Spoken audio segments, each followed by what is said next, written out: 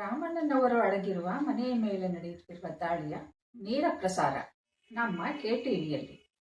ಚಂದ್ರಬಾಬು, ಹೇಗಿದೆ ಅಲ್ಲಿ ವಾತಾವರಣ?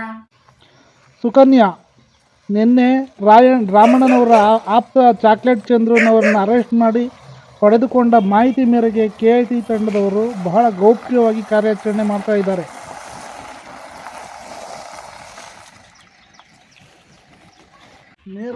ನೇರ ದೃಶ್ಯಾವಳಿಗಳನ್ನು ನೋಡ್ತಾ ಇದ್ದೀರಿ ನೀವು.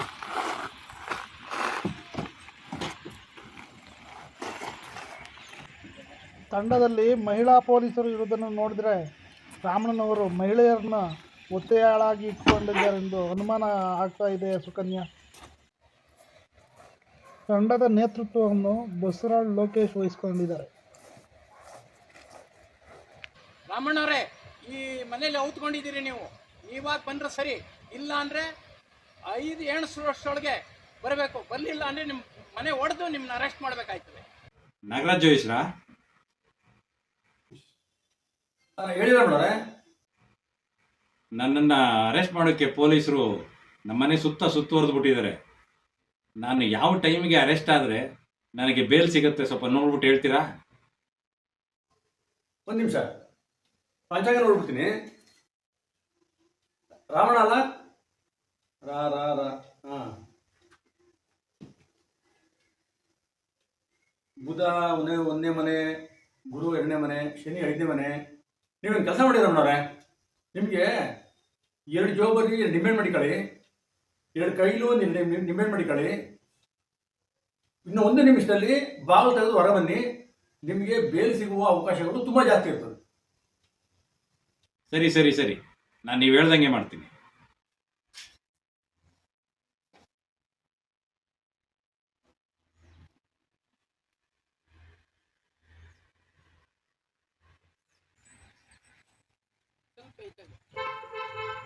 ರಾಮಣ್ಣನವರು ಹೊರಬರುತ್ತಿರುವ ದೃಶ್ಯಾವಳಿಗಳನ್ನು ನಮ್ಮ KTVಯ ನೇರ ಪ್ರಸಾರದಲ್ಲಿ ನೋಡುತ್ತಿದ್ದೀರಿ.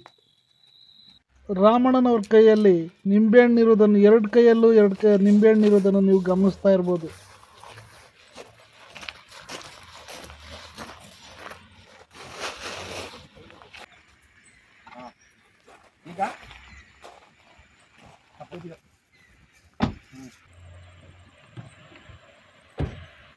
ಅಲ್ಲಿ ಸಾರ್ವಜನಿಕರನ್ನ ಯಾರನ್ನಾದ್ರೂ ಮಾತಾಡ್ಸಕ್ಕಾಗುತ್ತಾ? ದಾಳಿ ಬಹಳ ಗೌಪ್ಯವಾಗಿರುವುದರಿಂದ ಸಾರ್ವಜನಿಕರಿಗೆ ವಿಷಯ ತಿಳಿಯದೆ ಯಾರೂ ಸಹ ಬಂದಿಲ್ಲ ಮತ್ತು ಯಾವುದೇ ಕೆಲಸಗಾರರು ಸಹ ಬಂದಿಲ್ಲ, ಕಂಡು ಬರ್ತಿಲ್ಲ.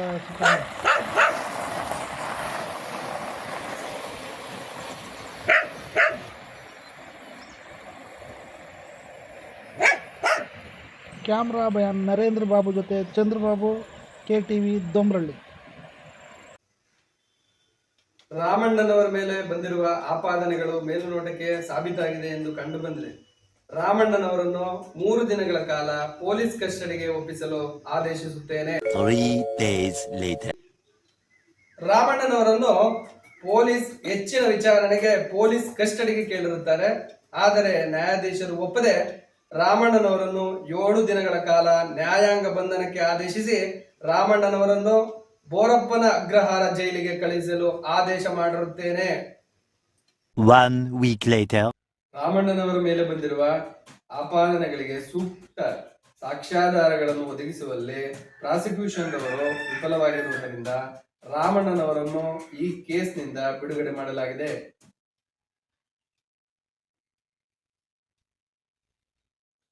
ಬನ್ನಿ ಒಪ್ಪಿಸ್ಕೋಬೇಕು. ಕೋರ್ಟಲ್ಲೆಲ್ಲ ಕೇಸ್ ನಮ್ಮಂತೆಯೇ ಆಯಿತು. ಗೊತ್ತಾಯ್ತು.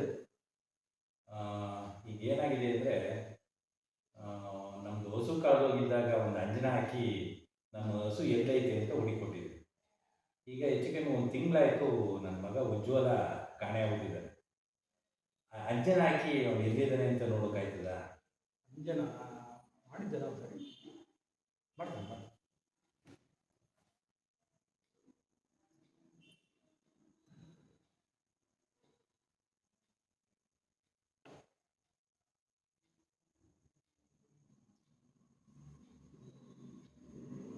ಉಜ್ವಲ ಅಂದರೆ ನೀರಿಂದ ಆಚೆ ಇದೆ, ಅಂದರೆ ಸಮುದ್ರದಿಂದ ಆಚೆ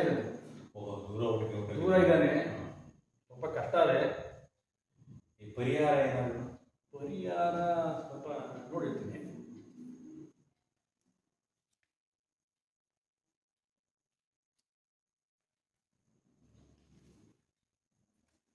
ಉಜ್ಜಲನ ಹೌದು. ರಾಹು ಕೇತು ಶನಿ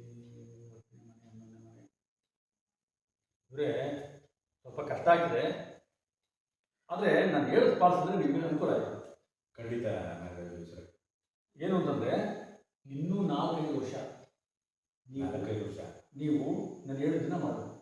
ಆಯ್ತಾಯ್ತು. ಏನು ಅಂದರೆ ರಾಮನ ಜಪ, ಶ್ರೀರಾಮನ ಜಪ. ಶ್ರೀರಾಮನ ಜಪ, ಶಿವನ ಆರಾಧನೆ. ಸರಿ ಸರಿ. ಆಯಿತಾ? ಪ್ರತಿ ಶನಿವಾರ ನಿಮ್ಮ ಶಕ್ತಾನುಸಾರ ನೈವೇದ್ಯ ಮಾಡಬೇಕು. ನಮ್ಮ ಶಕ್ತಾನುಸಾರ ನೈವೇದ್ಯ ಮಾಡಬೇಕು. ಯಾವ ದೇವರಿಗೆ? ಶಿವನಿಗೆ, ಎಸ್ಪೆಷಲಿ ಶಿವನಿಗೆ ಮಾಡಬೇಕು. ಶಿವನಿಗೆ ಮಾಡಬೇಕು. ಆಯ್ತಾಯ್ತು. ನಿಮಗೆ ಖಂಡಿತ ಒಳ್ಳೆಯದಾಗ್ತದೆ. ಆದಷ್ಟು ಬೇಗ ನಿಮ್ಮ ಉದ್ಯೋಗ ಆಗುತ್ತೆ. ಆಯ್ತು ದೇವಿ ಸರ್.